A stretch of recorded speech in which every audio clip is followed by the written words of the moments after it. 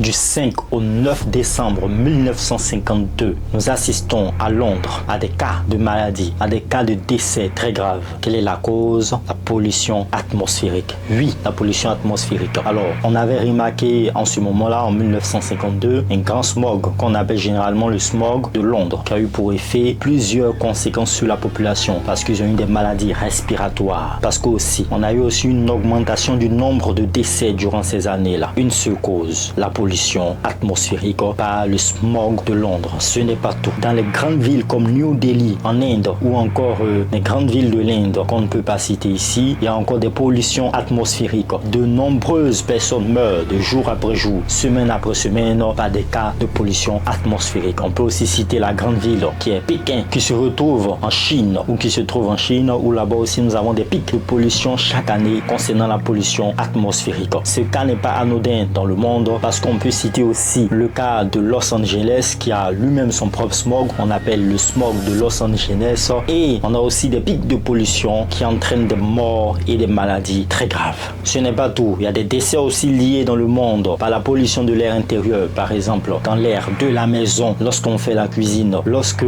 des gens fument de la cigarette, tout cela aussi entraîne aussi une pollution de l'air intérieur. Ça veut dire qu'une pollution à l'intérieur de la maison, à l'intérieur d'un édifice.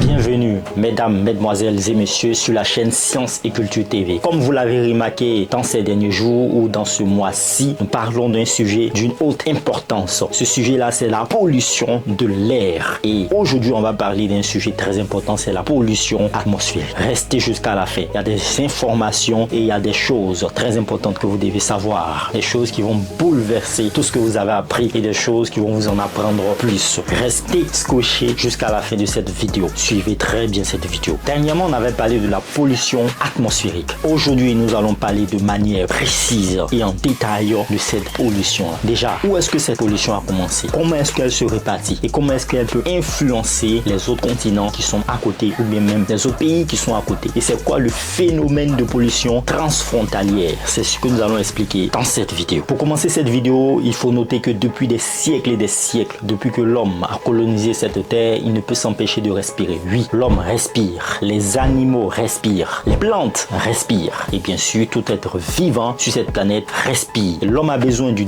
dioxygène pour respirer, pour que son métabolisme puisse bien fonctionner. Alors si vous voulez retrouver cette vidéo, vous pouvez juste cliquer ici, voilà, ou ici, ça va sortir quelque part là.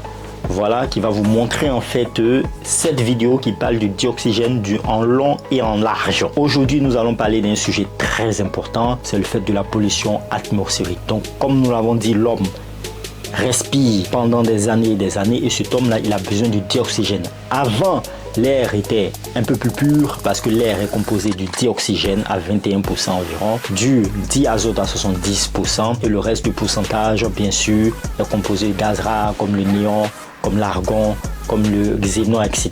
Et on a aussi du dioxygène aussi, du dioxyde de carbone plutôt, dans l'air aussi et certains polluants. Aujourd'hui, on peut dire que l'air que nous respirons n'est plus assez pur comme dans les années 1800 parce qu'à cause de l'activité industrielle, à cause de l'activité même des voitures, nous n'avons plus cet air de bonne qualité à respirer.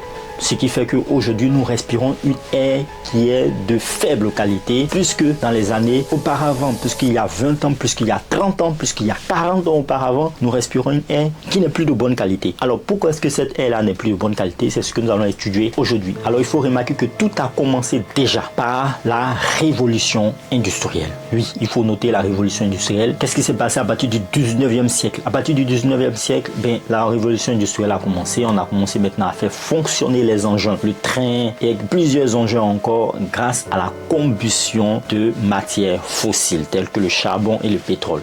Et bien la combustion de ces matières fossiles là libère dans l'atmosphère des gaz qui polluent l'atmosphère. Parce que quand nous brûlons par exemple du pétrole, quand nous brûlons par exemple du charbon, on libère dans l'atmosphère des oxydes d'azote, des oxydes de soufre et aussi on libère aussi dans l'atmosphère du CO2. Tout cela va participer en fait à la pollution de l'atmosphère et ainsi entraîner plusieurs morts durant des siècles et des siècles. D'ailleurs, Selon Santé publique France, de l'année 2016 à 2019, près de 40 000 décès chaque année ont été comptés. Et ces 40 000 décès-là sont dus en fait aux particules fines. Et ces 40 000 décès concernent spécialement des hommes âgés ou des personnes âgées de 30 ans et plus. Donc la situation est grave. Dès maintenant, nous devons réagir face à la pollution atmosphérique. Alors, comme on l'avait dit, depuis la révolution industrielle, on a remarqué que c'est vrai, on avait construit des engins qui roulaient. C'est vrai, on avait construit des engins qui avaient la capacité de se déplacer plus rapidement avec la combustion de l'énergie fossile, mais on avait remarqué aussi que cette combustion-là produisait des fumées qui nous rendaient malades, qui nous rendaient vraiment, qui nous faisaient qu'on ne se sentait pas du tout bien et qui entraînait de nombreuses morts. Maintenant qu'on a saisi cela, il est important maintenant de définir c'est quoi la pollution atmosphérique. Alors, pour expliquer simplement c'est quoi. Imaginez-vous que vous êtes un fumeur ou vous vivez avec un fumeur dans une petite chambre. On va dire dans une chambre de 9 mètres carrés ou 10 mètres carrés. Et dans cette petite chambre, vous avez votre copain qui est venu partager la chambre avec vous. Et dans cette petite chambre, ce copain-là, il ne fait que fumer. Il fume par exemple, on va prendre un exemple, 5 cigarettes par jour. Et à chaque fois qu'il fume, il éjecte de la fumée dans la chambre. Bien évidemment, cette fumée, puisqu'elle ne peut pas s'échapper, elle va aller vers le plafond et elle va s'accumuler là. Et de surcroît, si vous fermez la fenêtre, et bien là, elle aura moins de chances de s'échapper. Et vous, qu'est-ce que vous allez faire? Vous allez respirer cette fumée qui a été rejetée par votre copain qui est dans la chambre. D'accord? C'est à peu près la même chose. Quand nous produisons des polluants grâce aux voitures, grâce aux industries, etc., ces polluants vont dans l'atmosphère et bien sûr, ces polluants-là ne sont pas faciles à éjecter puisque dans l'atmosphère, il y a d'autres processus, d'autres phénomènes qui se passent. Et c'est ce que nous allons voir dans les lignes qui suivent. Restez bien jusqu'à la fin. Donc, où est-ce que la pollution se manifeste? Alors, il faut dire que la pollution atmosphérique se manifeste dans une zone de l'atmosphère qu'on appelle la troposphère. La troposphère, c'est une zone de l'atmosphère qui se situe entre 0 jusqu'à 15 km de hauteur. Donc, c'est la couche de l'atmosphère qui est en interaction avec le sol. Dans la troposphère, il faut dire qu'on a plusieurs couches. On a ce qu'on appelle la couche limite qui peut s'évaluer de 0 jusqu'à 8 à 7 km, ça dépend des zones. On a aussi la tropopause. La tropopause, c'est la couche en interaction avec la stratosphère. Cette tropopause-là part de 8 km à 15 km d'altitude. Alors, tout à l'heure, on avait parlé de la couche limite. On avait dit que la couche limite, c'est la couche qui est plus proche du sol et elle se trouve dans la troposphère. Ou au-dessus de la couche limite, on a la tropopause. Alors, il faut savoir que c'est dans la couche limite, en fait, que viennent s'accumuler tout ce qui est polluant. D'accord? Donc, quand les voitures roulent, elles libèrent du NOx, les oxydes d'azote, elles libèrent des polluants comme les oxydes de soufre et tout cela va aller dans l'atmosphère pour s'accumuler dans la couche limite. Donc, on a des zones où la couche limite est très basse. Et bien, dans ces zones, par exemple, les pics de pollution sont très hauts. Parce que si la couche limite est basse, et bien, on va être plus exposé à la pollution. Et bien entendu, la couche limite est importante parce que si dans la couche limite, on n'a pas assez de vent ou on n'a pas assez de phénomènes qui se passent, bien, les polluants qui sont contenus dans la couche limite ne peuvent pas s'en échapper et nous sommes pollués. On va parler maintenant des conséquences de la pollution atmosphérique. Alors, comme on l'avait dit dernièrement, de la période de 2016 jusqu'à 2019, Santé publique France a référé près de 40 000 décès concernant les personnes âgées de plus de 30 ans. Et ces 40 000 décès-là sont dus aux particules fines. Parce que oui, la pollution atmosphérique se manifeste par plusieurs polluants.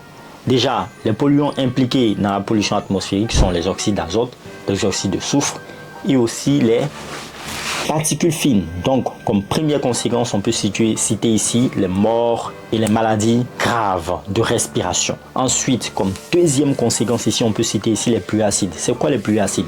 Les pluies acides se définissent comme des pluies qui ont un pH en dessous de 5, notamment de 2 à 4,5 le pH. Les pluies acides sont très dangereuses dans le sens où elles ont la capacité en fait de détruire des infrastructures, de détruire encore des immeubles ou encore d'endommager les immeubles, d'endommager les infrastructures et même d'endommager, de ravager les forêts, comme ça a été le cas dans le sud-ouest de l'Allemagne pour la forêt noire. Un autre point très important, c'est la pollution transfrontalière. Qu'est-ce que ça veut dire? Ça veut dire par exemple que, on va prendre un exemple très simple. Vous êtes à la gare, vous attendez votre train ou votre véhicule. Et là, à côté de vous, il y a une personne qui est en train de fumer. D'accord? Donc, il fume et il éjecte de la fumée. Bon, c'est lui qui produit de la fumée. Mais vous qui êtes à côté, ben, vous respirez aussi de cette fumée-là. Pourquoi? Parce que le vent a emporté cette fumée vers vous. Et même si vous vous éloignez un peu, vous voyez que parfois vous sentez un peu l'odeur de la cigarette et tout. Donc même si vous n'avez pas envie de fumer, du fait qu'une personne qui est à côté de vous est en train de fumer, ben, vous immédiatement vous ressentez cette fumée-là. C'est ce qu'on appelle la pollution transfrontalière. Imaginez cela à une grande échelle, à une échelle de pays par exemple. Exemple, si la Côte d'Ivoire ou la France produit un polluant, ben, s'il produit une grande quantité de polluants, ben, ces polluants-là, quand ils vont monter dans l'atmosphère, peuvent être transportés par les vents et vont aller contaminer d'autres pays. Dans le cas de la France, par exemple, peuvent contaminer l'Italie ou des pays qui sont à proximité. Dans le cas de la Côte d'Ivoire, ils peuvent contaminer par exemple le Ghana, la Guinée, le Mali, le Burkina Faso, etc. C'est ce qu'on appelle la pollution transfrontalière. Ça veut dire qu'un pays qui produit énormément de polluants dans l'atmosphère, ben, il ne pollue pas seulement son atmosphère à lui, mais il pollue en fait toute la planète en fait. Parce que les polluants peuvent se déplacer pour aller à des milliers, des centaines de kilomètres pour aller polluer un autre pays, pour aller polluer un autre territoire. D'accord. Nous sommes arrivés à la fin de cette vidéo. Oui, ça a été très courte.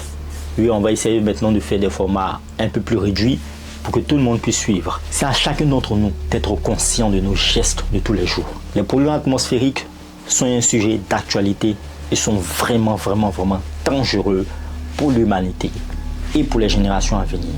Les corves, les composés organiques volatiles, les particules fines, les NOx ou encore les oxydes d'azote, les SOx ou encore les oxydes de soufre, tous ces composés sont dangereux. Ils sont dangereux parce qu'ils sont émis par quoi? Ils sont émis lorsque le matin, vous roulez votre voiture pour aller au travail, vous émettez des polluants. Lorsque vous par exemple, vous allumez votre tracteur dans votre champ ou dans votre culture, ben, vous produisez aussi des polluants. Donc, à chacun d'entre nous d'adopter des aptitudes éco-responsables afin de limiter la pollution de l'atmosphère. J'espère que vous avez retenu énormément de choses dans cette vidéo. Portez-vous bien, faites le plein de savoir et puis ça route. N'oubliez pas aussi de vous abonner à la chaîne Science et Culture TV. On va parler maintenant du phénomène de pollution transfrontalière. Alors qu'est-ce que c'est? C'est le fait que lorsque un pays ou un continent produit des polluants, ces polluants-là se déplacent pour aller dans d'autres contrées. Comment est-ce que ça se passe? Alors, lorsqu'un pays, par exemple, produit des polluants, ces polluants vont s'élever dans l'atmosphère. Une fois qu'ils arrivent dans l'atmosphère, et bien dans l'atmosphère, il faut savoir qu'il y a des vents verticaux qui peuvent emmener ces polluants-là vers d'autres contrées. Ça, c'est une première chose. La deuxième chose qui peut pousser ces polluants-là vers un autre pays, c'est ce qu'on appelle les inversions thermiques. C'est quoi les inversions thermiques? Les inversions thermiques, c'est un phénomène météorologique où une couche d'air chaude est au-dessus d'une couche d'air plus froide. Donc, cela crée une inversion de température. D'accord. Donc, les polluants alors qui sont produits près du sol, puisque les voitures, les industries et tout ça, ces polluants sont produits près du sol. Puisqu'il y a une inversion de température, et bien ces polluants vont être piégés près du sol, alors ils ne pourront pas se disperser de manière verticale. Qu'est-ce qui va se passer? Et bien dans ce cas-là, il y a une accumulation de ces polluants près du sol, ce qui forme en fait de smog et s'empêcher ces polluants de se disperser de manière verticale, et en plus ça va entraîner la dispersion de ces polluants là de manière horizontale sur de longues distances. Voilà comment se produit en fait en général la pollution transfrontalière. À chacun de nous d'être éco-responsable. Au revoir.